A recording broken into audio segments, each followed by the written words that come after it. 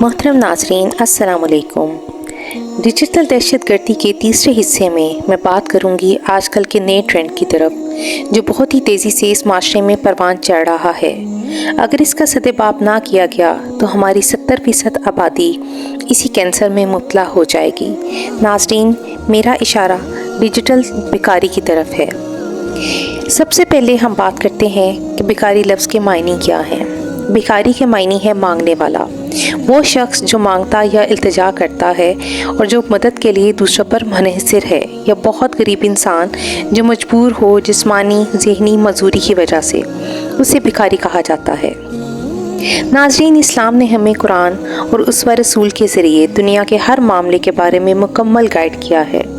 زندگی کا کوئی ایسا شعبہ نہیں جس کے بارے میں احکامات ہمیں احادیث یا قرآن میں نہ ملیں۔ اللہ تعالیٰ نے صدقہ خیرات کا حکم دیا، زکوٰۃ کا حکم دیا تو اس کے مصارف اور مستحقین کے بارے میں واضح احکامات بھی بیان کر دیے۔ آپ صلی اللہ علیہ وآلہ وسلم کی خدمت میں یہ غریب انصاری تشریف لایا اور آپ صلی اللہ علیہ وآلہ وسلم سے کھانے پینے کا سوال کیا اور کہا میں بہت غریب ہوں۔ آپ صلی اللہ علیہ وآلہ وسلم نے اس سے سوال کیا تمہارے گھر میں کوئی چیز ہے؟ اس نے عرض کیا یا رسول اللہ، میرے پاس کچھ بھی نہیں سوائے ایک ٹاٹ کے جو میں نیچے بچھا کر سوتا ہوں اور ایک پیالے کے۔ آپ صلی اللہ علیہ وآلہ وسلم نے اس کی مدد نہیں کی اور فرمایا وہ دونوں چیزیں لے آؤ۔ جب وہ لے آیا تو آپ صلی اللہ علیہ وآلہ وسلم نے صحابہ سے عرض کیا کون ہے جو اسے خریدے؟ ایک صحابی نے کھڑے ہو کر عرض کی میں اسے 1 درہم میں خریدتا ہوں۔ آپ صلی اللہ علیہ وآلہ وسلم نے فرمایا کوئی اور اس سے زیادہ قیمت پر خریدنا چاہتا ہے؟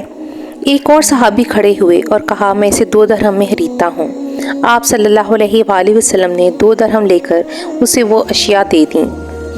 پھر آپ صلی اللہ علیہ وآلہ وسلم نے اس سوالی کو 2 درہم دے کر فرمایا جا کر اسے کلہاڑا خرید لو، پھر لکڑیاں کاٹ کر اپنا گزر بسر کرو۔ یہ اس بات سے بہتر ہے کہ تم لوگوں سے مانگتے پھرو اور قیامت کے روز اللہ کے حضور ایسے پیش ہو کہ تمہارے چہرے پر سیاہ نقطے ہوں۔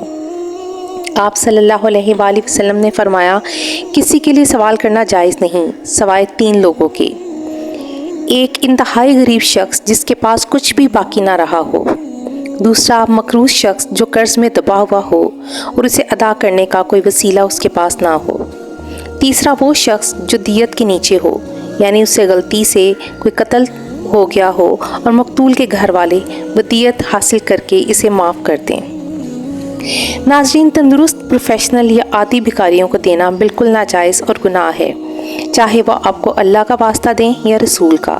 ان کو بھیک دینا جائز نہیں بلکہ ان کو کام کی ترغیب دینی چاہیے یا کوئی کام دینا چاہیے۔ ناظرین، آج کل کے دور میں آپ کسی شہر کے کسی بھی سگنل پر کھڑے ہو جائیں، آپ کو بے شمار بچے، عورتیں، نوجوان لڑکے، لڑکیاں اور بزرگ مانگتے نظر آئیں گے۔ کسی نے کار صاف کرنے کا سامان اٹھا رکھا ہوگا، کسی نے بال پوائنٹ یا مارکر، اور کسی نے خود کو معذور ثابت کرنے کے لیے گیٹ اپ کیا ہوگا۔ جیسے ہی سگنل رکے گا آپ کی گاڑی یا سواری کے پاس جمع ہو جائیں گے۔ آپ کسی ایک کو 10 یا 20 روپے دے دیں، وہ دوسرے کو اشارہ کر دے گا اور آنن فانن 3 سے 4 بھکاری آپ کے ارد گرد جمع ہو جائیں گے۔ یہی حال گلی محلوں میں مانگنے والوں کا بھی ہے۔ وقت کے ساتھ ساتھ ان بھکاریوں نے نت نئے طریقے ایجاد کرنے شروع کر دیے ہیں۔ گھر کی بیل بجا کر آپ کے ہاتھ میں ایک پرچہ جو خوبصورتی سے لیمینیشن ہوا ہوگا وہ تھما دیتے ہیں اور خود گونگے ہونے کی ایکٹنگ کریں گے۔ اس پرچے پر ایک عبارت تحریر ہوگی کہ میرے والد کا انتقال ہو گیا ہے، والدہ یا میرا بچہ ہسپتال میں ہے اور میں معذور ہوں، میری مالی مدد کی جائے۔ بعض اوقات مخصوص یونیفارم پہنے 3 سے 4 افراد نظر آئیں گے جو کسی مدرسے، ہسپتال یا یتیم خانے کے نام پر بھیک مانگتے ہیں۔ ان میں سے ایک شخص آپ کے گھر کے سربراہ کا نام اور فون نمبر مانگے گا اور اسے رجسٹر میں تحریر کرے گا اور آپ کی دی گئی رقم کو آگے درج کرے گا۔ آپ کے انکار کرنے یا کم رقم ملنے کی صورت میں آپ کو رجسٹر پر موجود کچھ آپ کے علاقوں کے لوگوں کے نام اور ان کی دی گئی رقم ثبوت کے طور پر دکھائے گا تاکہ آپ شرمندہ ہو کر مزید پیسے دے دیں۔ کچھ نوجوان بچے اچھے لباس میں ملبوس ملیں گے جن کے کسی نے پیسے جیب سے نکال لیے ہوں گے اور ان کے پاس بس کا کرایہ یا موٹر سائیکل کا پیٹرول بھی لینے کے پیسے نہیں بچے ہوں گے۔ وہ آپ سے انتہائی تمیز سے بھیک مانگیں گے۔ اب تو نوجوان عورتیں آپ کو بایا میں ملبوس سڑکوں پر کارڈ ہاتھ میں اٹھائے نظر آئیں گی، جس پر تحریر ہوتا ہے ہم یتیم ہیں، ہماری مدد کی جائے۔ یہ سب تماشا عید کے دنوں میں بہت زیادہ بڑھ جاتا ہے۔ دنیا ترقی کرے اور یہ بھکاری ترقی نہ کرے، یہ ناممکن ہے۔ ڈیجیٹل ترقی کے ساتھ ان بھکاریوں نے ایک ڈرامہ شروع کر دیا ہے۔ ٹک ٹاک پر رونا دھونا روتی نوجوان بچیاں اور ان کی بے شرم مائیں ڈیجیٹل بھکاری بن کر لوگوں سے ہمدردی کے نام پر بھیک مانگتی ہیں۔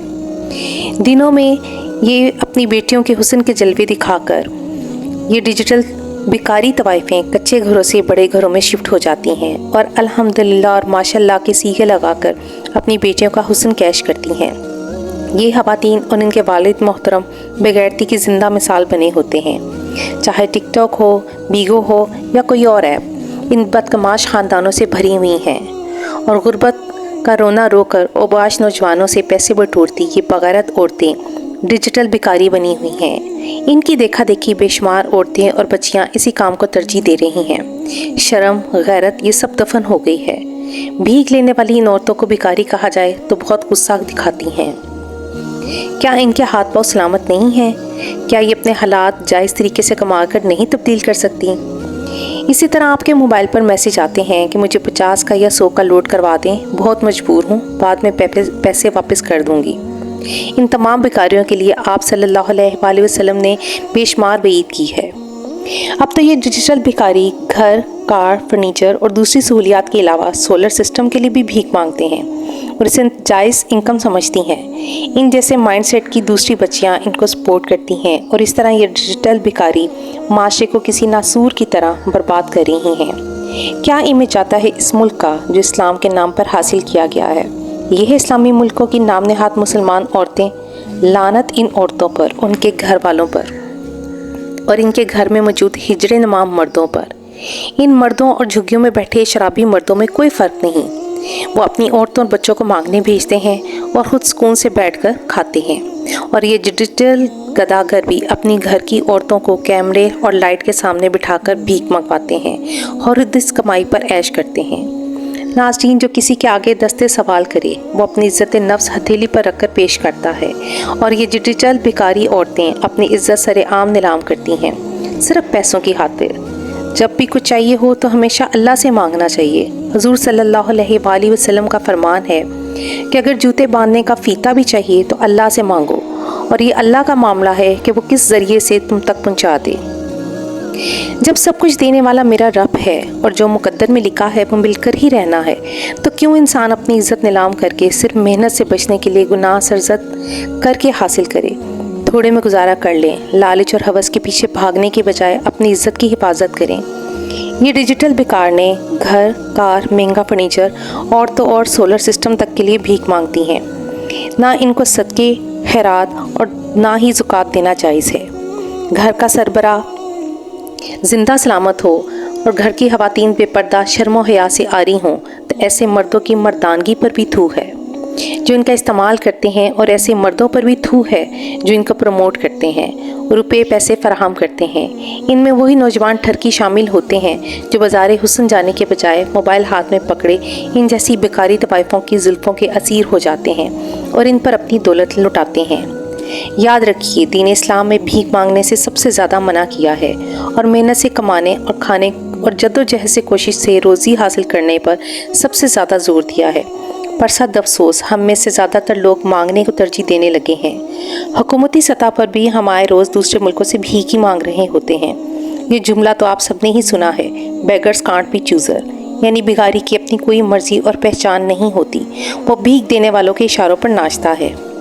حضرت محمد صلی اللہ علیہ وآلہ وسلم نے ارشاد فرمایا کہ جس شخص نے سوال کیا اور اس کے پاس اس قدر مال ہے جو اسے غنی کر دے، تو وہ سوال کے ذریعے آپ کی کثرت طلب کر رہا ہے۔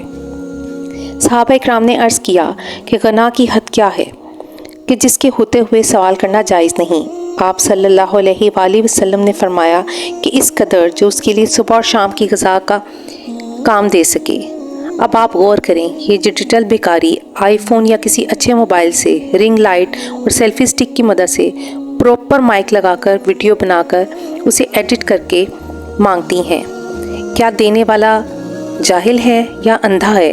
کیا آج کے دور میں کوئی بھی بغیر مفاد کے ان کے بقابے میں آ سکتا ہے؟